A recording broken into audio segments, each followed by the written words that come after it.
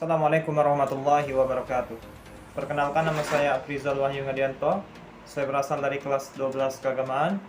Baiklah, di sini saya akan menjelaskan praktek ujian praktek bahasa Indonesia yang mana diajarkan oleh Ibu Sulastri.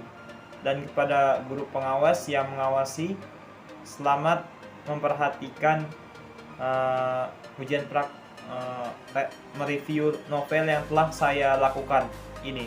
Baiklah, pada kesempatan kali ini saya mereview novel 99 Cahaya di Langit Eropa, Perjalanan Menapak Jejak Islam di Eropa.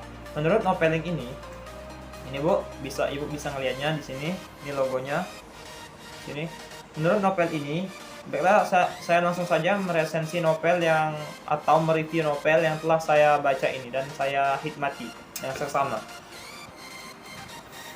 Judul 99 Cahaya di Langit Eropa, Perjalanan Menapak Jejak Islam di Eropa. Penulisnya yaitu ialah Hanum Salsabila Rais dan Rangga Almahendra. Penerbit PT Gramedia Pustaka Utama. ISBN-nya ialah 978 979 22 7274 dan 1. Tebalnya yaitu ialah 414 halaman. Tahun terbitnya pada tahun 2011. Oke, dan selanjutnya saya akan langsung menjelaskan apa saja hal yang harus dijelaskan. Dan ini merupakan cetakan pertama. Dan selanjutnya genre yang diterapkan pada buku ini yaitu ialah genre fiksi perjalanan. Dan novel ini juga merupakan salah satu mahakarya besar pada saat itu.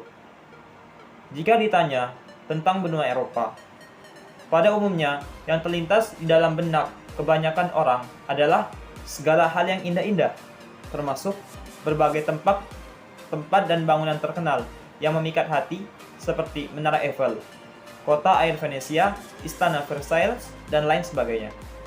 Ada banyak buku yang kemudian memberikan panduan berwisata murah dan mudah di Eropa yang cukup digandrungi orang-orang, tapi berbeda dari buku-buku tersebut, Hanum Salsabila Rais dalam bukunya ini memiliki pandangan yang tersendiri tentang perjalanannya di Eropa. Jadi menurut si Salsabila Rais ini, bahwa hakikat sebuah perjalanan bukanlah sekedar menikmati keindahan dari satu tempat ke tempat lain.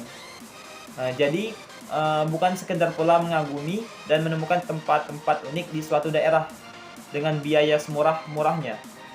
Tetapi menurutnya, makna sebuah perjalanan harus lebih besar daripada itu.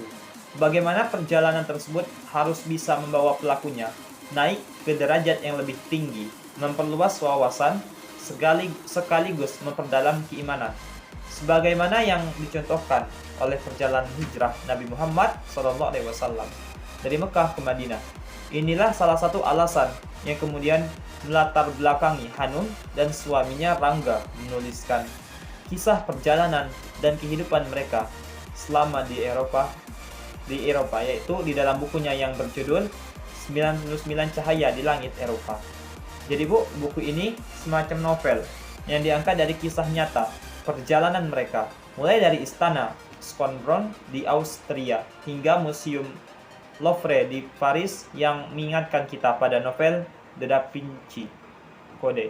Lalu Mezquita di Cordoba hingga Hagia Sophia di Istanbul yang mengingatkan kita pada perjalanan Robert Langdon. Bersama Fatma dan Marion, teman baru Hanum, mereka menapak kilasi jejak sejarah peradaban Islam di masa lalu.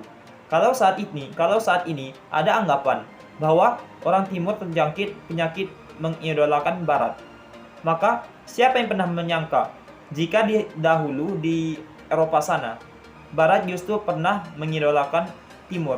Hal ini bisa dilihat dari berbagai peninggalan sejarah di museum-museum Eropa seperti lukisan, mantel, raja, serta barang pecah belah yang mengandung pengaruh budaya Timur seperti kaligrafi kufik dengan torehan tulisan bahasa Arab kuno. Jadi selain itu, di abad pertengahan, Eropa pernah mengalami Masa tergelapnya disebabkan terpisahnya agama dan ilmu pengetahuan yang didengung-dengungkan oleh gereja. Islam lalu hadir memberikan solusi lewat ilmu pengetahuan dan budaya akhlak dengan kehadiran ilmuwan-ilmuwan Islam seperti salah satunya Averroes atau Ibnu Rushdi. Agama dan ilmu pengetahuan haruslah sejalan.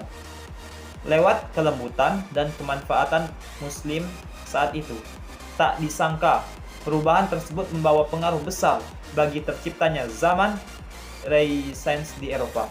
Sayangnya sayang sekali, masyarakat Eropa hanya mengambil opsi ilmu pengetahuan saja dari Averroes.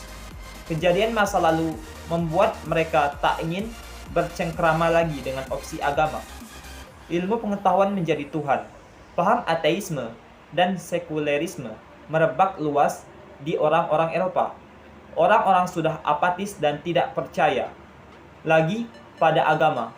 Orang menjadi tidak percaya akan keberadaan Tuhan. Inilah juga yang ditemui Hanum dan Rangga dalam perjalanannya. Islam dulu sempat jaya di Eropa. Yang itu benar. Islam dulu adalah peradaban paling terang benderang di dunia. Namun, beratus-ratus tahun kemudian, agaknya hal tersebut harus dengan lapang dada kita terima sebagai sejarah dan nostalgia. Islam kini lebih dikenal dengan kekerasan dan tindakan radikal. Islam dicap sebagai agama teroris. Peristiwa 11 September WTC atau bom bunuh diri di berbagai tempat lebih dikenal orang barat ketimbang hal-hal mendasar seperti kasih sayang dan kebaikan. Sungguh ironis, sebuah kebalikan yang sangat ironis dari kejayaannya di masa lalu. Dan lewat buku ini, Hanum ingin menunjukkan alasan lainnya mengapa ia perlu melakukan perjalanan ke negara-negara di Eropa. Ia ingin kita memahami benang merah antara sejarah dan eksistensi Muslim hari ini. Bahwa Muslim yang sebenarnya bukanlah seperti anggapan orang-orang Barat. Muslim yang sesungguhnya adalah yang bersikap lemah lembut, baik akhlaknya seperti yang dicontohkan Rasulullah SAW. Generasi kita sekarang haruslah menjadi agen Muslim yang baik, yang menjadi cahaya bagi orang-orang yang di sekitarnya, sebagai laron hanya untuk mendatangi cahaya, bukan kegelapan. Yang mana di dalam kata-katanya pernah terdengar, aku yakin sebagian besar manusia yang berpindah agama untuk memeluk Islam bukanlah mereka yang terpengaruh debat dan diskusi antar agama. Bukan karena terpaksa, karena menikah dengan pasangan, bukan karena mereka mendengarkan ceramah agama Islam yang berat dan tak terjamah oleh pikiran awam manusia. Bukan karena semua itu, sebagaimana Esra yang tadinya apatis pada agama, dia jatuh cinta pada agama Islam karena pesona umat pemeluknya. Seperti Latife yang selalu mengumbar senyumannya. Seperti Fatma yang membalas perlakuan turis bule di Kallenberg. Dengan traktirannya yang memberikan alamat email untuk membuka perkenalan. Seperti Natalie yang percaya restoran ikhlasnya bisa merekahkan kebahagiaan para pelanggan. Saat itu aku yakin orang-orang ini memahami dan mengerjakan tuntunan Islam dengan kafah atau secara keseluruhan. Menurut bahasa Indonesianya, mereka paham bahwa dengan mengucap syahadah atau 2 kalimat syahadat melekat kewajiban sebagai manusia yang harus terus memancarkan cahaya Islam sepanjang zaman telah dengan keteduhan dan kasih sayang. Di sini tertera pada halaman 94 menurut saya. Yang mana yang telah saya baca yang telah lalu Ibu.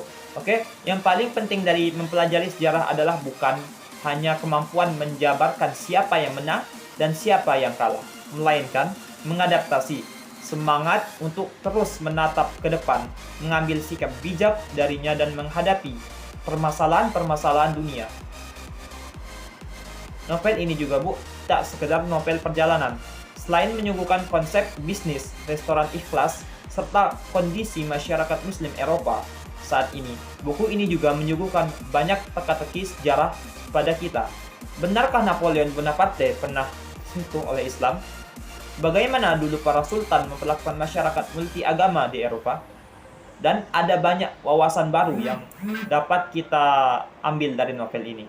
Selain itu, novel ini juga membawa kita pada cakrawala berpikir muslim tentang masa depan nanti, bahwa generasi muslim itu haruslah senantiasa menjadi agen muslim yang baik, yang mencintai agama, dan senantiasa menjadi agen muslim yang baik dan mencintai agama dan imannya, melaksanakan perintah Tuhan sebaik-baiknya, dan terus belajar mengejar ilmu pengetahuan seperti pendahulu-pendahulu kita yang telah mempelajari ilmu-ilmu agama.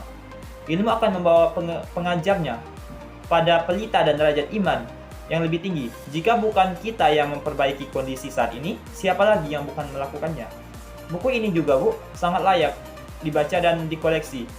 Tak berlebihan jika saya memberikan rating 5, menurut saya, Bu, kalau rating 5 ya, untuk buku yang berjudul 99 Cahaya di Langit Eropa yang telah saya baca ini. Bahkan buku ini sekarang telah diangkat ke layar lebar di bioskop-bioskop di seluruh Indonesia.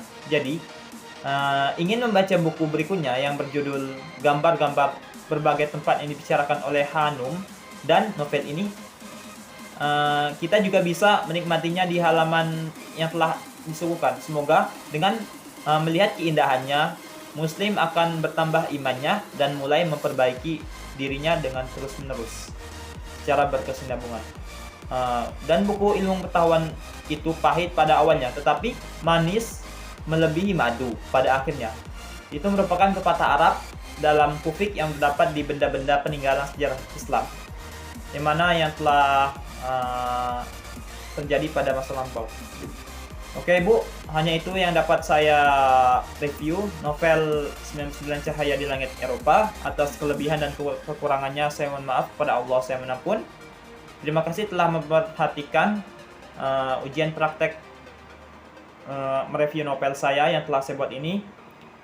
Terima kasih atas perhatiannya. Akhirul kalam, wassalamualaikum warahmatullahi wabarakatuh.